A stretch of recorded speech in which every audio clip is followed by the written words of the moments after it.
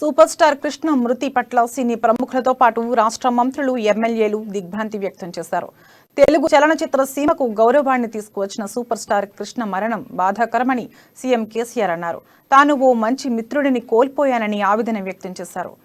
మహాప్రస్థానంలో ప్రభుత్వ లాంఛనాలతో super star Krishna అంత్యక్రియలు నిర్వహిస్తామన్నారు. నానక్రామ్గూడలోని కృష్ణ ఇంటికి చేరుకున్న సీఎం కేసీఆర్ సూపర్ స్టార్ భౌతిక కాయానికి నివాళులర్పించారు. ఆయన మృతి పట్ల సంతాపం వ్యక్తం చేశారు. కృష్ణ ముక్కుసూటిగా మాట్లాడే వ్యక్తి అన్న కేసీఆర్ ఆయన నటించిన అల్లూరి సీతారామరాజు సినిమాను తాను ఎన్నోసార్లు చూశానని చెప్పారు.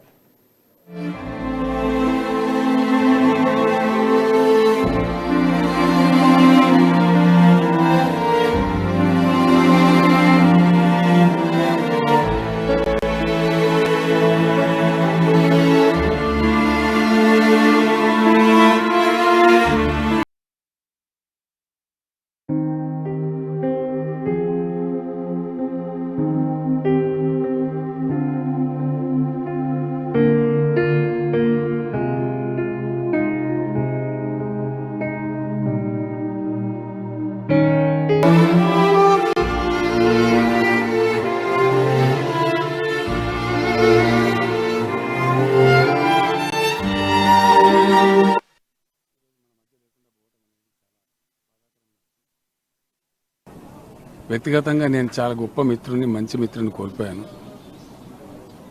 ఈ ఇంటికి వారి ఆతిథ్యం మేరకు చాలాసార్లు వచ్చాను. నేను విజయ నిర్మల గారు పరమతి పదించిన సందర్భంలో కూడా రావడం జరిగింది. ఆయన చాలా ముక్కుసూటిగా మాట్లాడే మనిషి, అరమరికలు లేకుండా ఉండే మనిషి, మంచి విలక్షణ నటుడుగా ఉన్నారు. పార్లమెంట్ సభ్యులుగా పనిచేశారు, దేశానికి సేవ కూడా చేశారు.